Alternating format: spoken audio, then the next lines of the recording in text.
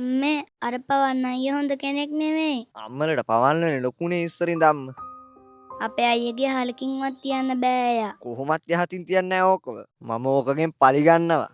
සසින්දු මට හැම විස්තරයක්ම කිව්වා අම්මේ. උන්ගේ අම්මා දුලීකා. පවන්න අයියව දාලා අම්මේ එදා අපේ අයියට ගහලා මහා පාරෙදිම අපේ ඉඩමේ ඔප්පු අස්සම් කරගත්තේ. අම්මට පොරොන්දු වෙනවා අම්මේ. ඕකව අම්මගේ කකුල් දෙක ළඟට ගෙනල්ලා දන ගස්සලා මම පස්ස බලන්නේ. හාම්බු නිකන් හිටපන්. තාත්තා බලාගනිවි ඒවා. අතින් පයින් ගහගත්තා කියලා ප්‍රශ්න විසඳෙන්නේ නෑනේ. ඇවිල්න එක විතරයි වෙන්නේ. දැන් කොහොමද තාත්තා නඩුව දෑවනේ? මම කලිනුත් දැනගෙන හිටියා මේ බටර් පාර දාගෙන එනකොට පවන්න අයියා. සාක්ෂි තියෙනවනේ දැන් අපිට. ඒ නිසා ගහගන්න මරා ගන්න ඕනේ නෑ. හැමෝම ඉස්සරහා හොඳ මිනිස්සු වෙලා එයා යටින් කරන්න තියෙන හැම ජරා වැඩේම කරනවා. ජීවිතාන්තය දක්වාම ඕකුන් නැගිටින්න බැරි වෙන්න හිර කරන්න ඕනේ. එතකොට ප්‍රශ්න වෙන්නේ නෑනේ ආයි. පමල්ලයි මහාප්පලයි ඉඩම් නෙවෙයි බං ඕවා. උඹලයි සීය ලිව්වේ බං. උඹලයි තාත්තට ඔය ඉඩම. එකසක් ගහන් ගියයි කියලා බං ඉඩමක් අයිති කරගන්න පුළුවන් නේ. නීති ඉස්සරහා සාධාරණ ඉස්සරහා ඔය සෙල්ලන්නේ නෑ. එතෙන්දී ඔය මොන වීරටත් දන ගහන්න වෙනවා පුතේ. අවුරුදු ගාණක් හිරේ ඉන්නකොට උන්ට තේරෙවි. උන්ගේ තරම අනුන්ගෙන් කඩා වඩා ගත්තේ වයි ප්‍රතිවිපාක. අයියා අම්මේ හැම කිව්වේ හිරගෙදර කියන්නේ අම්මේ ලොකු භයානක තැනක්ද. අනේ මට බයයි අම්මේ. කවදාවත් මඳුරුවෙක්වත් මරන්න තියර සසින්දුට නිකුරුණේ කරදරයක් වෙයිද කියලා. හිරගේ කියන්නේ හරියට පෙනේරියක් වගේ තැනක් පුතේ. හොඳ මිනිස්සු ටික පෙරනවා. කුණු මිනිස්සු ටික විතරක් ඉතිරි කරන කූඩු කරනවා. එයා කැමති නෑ අම්මේ යාළගේ අම්ම කරන අසාධාරණ වැඩවලට. පවල්ලට ඕන දේ නෙමෙයි දැන් වෙන්න යන්නේ මල්ලි. පව් සසින්දු. සසින්දු අපට උදව් කරා නම් තමයි. ඒත් උන්ගේ අම්මා දුලීකා සාමාන්‍ය ගෑණියෙක් නෙවෙයිනේ බා.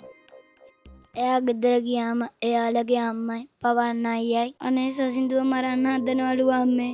ඒ ගෑණි දන්නවා සසින්දුව අපේ පැත්තේ කියලා. ඒ ගෑණි සසින්දුව දඩමීමෙක් කරගෙන අපිට විරුද්ධව කුමන්ත්‍රණ ගහනවනේ බා. සසින්දුව අපට උදව් කරේ එයාගේ මුළු පවුලම පාවා දීලානේ අම්මේ. පරම්පරා ගානක් අපි එකට හිටපු ගමමේ. අද මෙහෙම වෙලා තියෙන දුලිකගේ තියෙන ලෝභකම නිසානේ බං. ඒ ගෑණිගේ ඔළුවේ තියෙන ගවම තමන්ගේ කරගන්නනේ බං.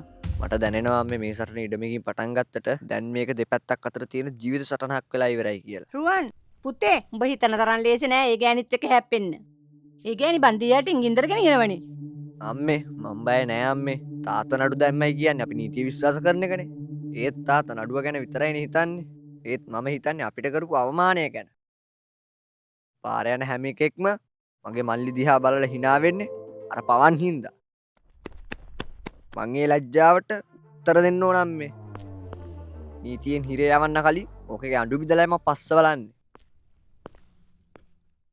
අයියේ අම්ම කිව්වන එක පාරක් ඒ හින්දා මරා ගන්න යන්න එපා. අර පන්සල් පාරේ වාට ගහපු හැටි මතකනේ. උන් ඕන දෙයකට ලෑස්තිලා ඉන්නේ අයියේ. සසින්දු කිව්වා පවන්න අයියා ආයිත් ලොකු ප්ලෑන් එකක් ගහනවා කියලා. මට බයයි අම්මේ. එක්කෝ අපි මේ ගෙදරින් ටික දවසකට කොහේ හරි යමු අම්මේ. මට ගේ ඇතුලේ ඉන්නත් බයයි වගේ. මුතු කළු පැල්ලමක් අපේ ගේ වටේ කරගෙන වගේ දැනෙනවා අම්මේ. උඹලා විතරයිනේ පුතේ මට ඉන්නේ ඉතින්. උඹ බය වෙන්න එපා පුතේ. මේ ගෙදරට උඹලගේ ආච්චිලා සීයලාගේ ආශිර්වාදය තියෙනවා.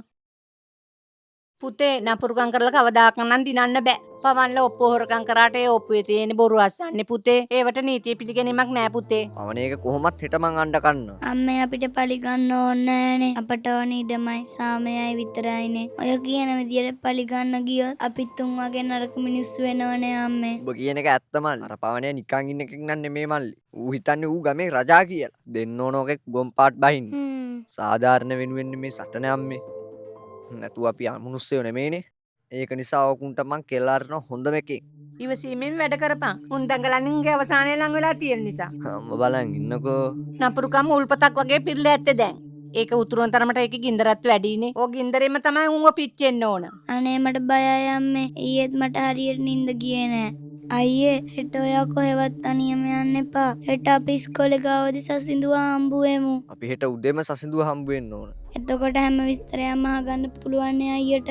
ඌ මල්ලි ඌ තමයි මේ සටනේ ලොකුම ශක්තිය වෙන්නේ. පවනය මහා සක්කිලියෙක් අම්මේ. උට මේ ගමේ හැම දෙයක්ම තමන්ගේ අතේ තියෙනවායි කියලා හොඳ විශ්වාසයක් තියෙනවා. ඒ විශ්වාසය තමයි ඔකුන්ගේ ලොකුම දුර්වලතාවය වෙන්නේ. අයියේ හෙට ඔයා ඉස්කෝලේ ගාවින් යද්දි පරිස්සමෙන්. ඔබවද වෙන්න ඕනේ නැහැ ඕවා ගැන. පවනයා මහත් ජරා එක. වෙන්න ඕන දේ මං කරලා පෙන්නන්න. පවන් සිරියල නඩු දාලා ලුනේ සැරටම. මාර ප්‍රශ්නයක් වෙන්නේ බං ওই පාර. මොකක් හරි දෙයක් හිතපන්. පෑන් එකක් ගහපන්. අර අල්ලපු ගමේ කිරියගේ පුතාට කියලා රුවනම ෂේප් කරගන්න බලපන්. සාමදානෙන් වැඩේ කරපන්.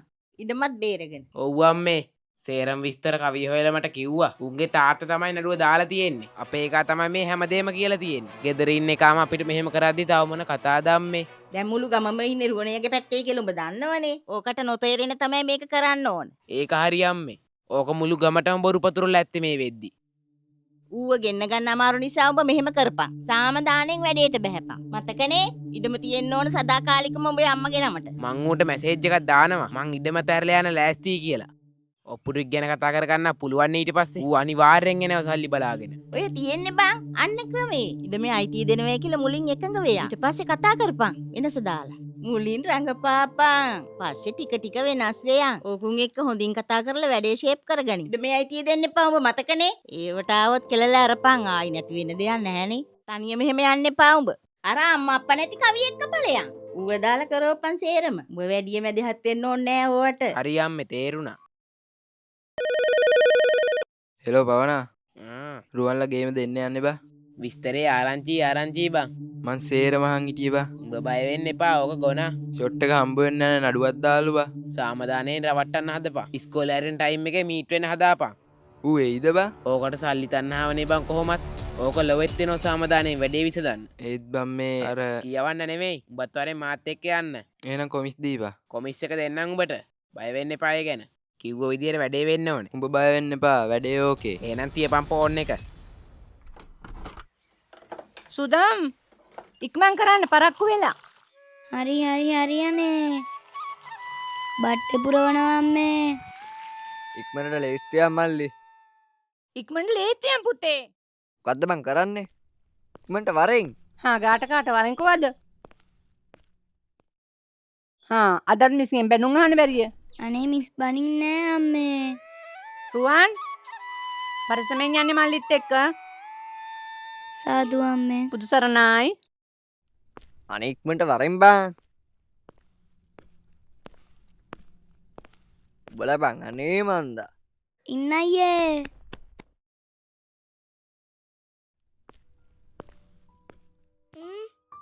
වරෙන් මෙහාට.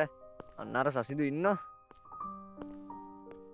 ඕකගෙන් අහගනි හැම විස්තරයක්ම. මතකනේ? බහලේ කියපන් හැම විස්තරයක්ම මට යන්න කලින් හොඳේ. හරි අයියේ.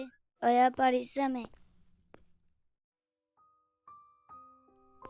සසිඳු. හා ඉතින් මචං. මොකෝ ඉතින් වෙන්නේ? හොඳින් ඉන්නවද බං? ඔව් බං. අයියත් එක්කද බං ආවේ? ඔව් බං. ඒක නෙමෙයි. උඹට ගෙදරින් ප්‍රශ්නයක් වුනේ නැද්ද සසිඳු? ඔයාලගේ පවන් අයියයි අම්මයි මොනවද ඊට පස්සේ කිව්වේ? පවන් අයියා මොකක්ද පෑන් එකක් ගහනවලු බං.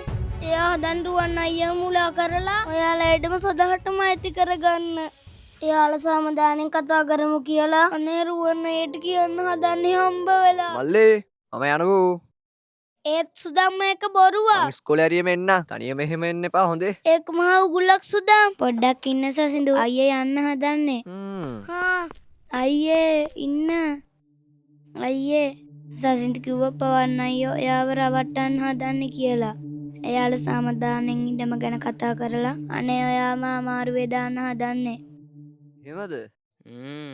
ඔබ ඵලයන් පන්තියට මල්ලි. යද්දි ඔයා පරිස්සමෙන්. ආදරෙන් කතා කරලා ෂේප් එකේ ඕව නම්ම ගන්න හදපන්.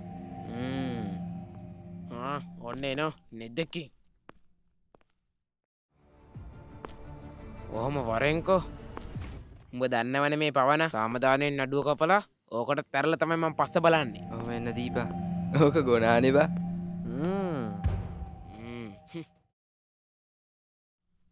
අම්මට සිරි රුවන් මචන් මොකෝ වෙන්නේ ඉතින්? යමම් මචන් අපි එක ගමේ යාළුවෝනේ. ඔව්නේ බං. මං කියන්නේ මචන් අපිට නඩු කියන්න යන්න ඕනේ නෑනේ මචන්. ඒකනේ නඩුව අයින් කරගනින් මචං එක ගමේ කොල්ලෝනේ බං. එකට ඉන්න එපා අපි. හා උඹලට අපි ඉන්නෝ අපිට උඹල ඉන්නෝ. මං කිව්වේ මචන් එහෙමනේ වෙන්න ඕන. ඕ එහෙමනේ. රුවන් මංගේ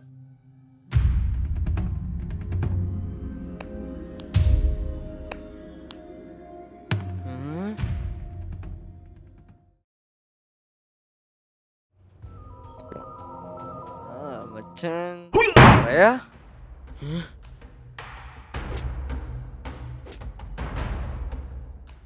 නැගිටින්න එපා. මේ කතාව මෙතනින් ඉවර වෙන්න ඕන. අනේ එපා. කට වහපන්.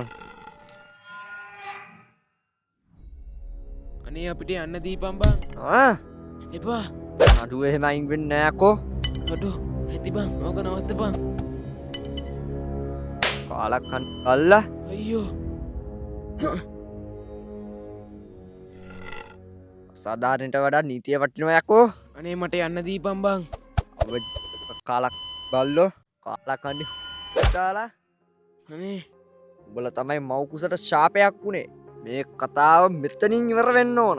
නැදකි කෑ බල්ලෝ තොපි. අනේ බං යන්න දීපන්. උඹලා එකෙක්වත් අද යහතින් යන්න යකෝ. අනේ බං ඉඩම එපා. වදින්නම් දැම්මත් ඵලයන්. යන්නම්. ඔය වැඩේ මෙතනින් ඉවර වෙන්න ඕන. මේ කතාව මෙතනින් ඉවර වෙන්න ඕන.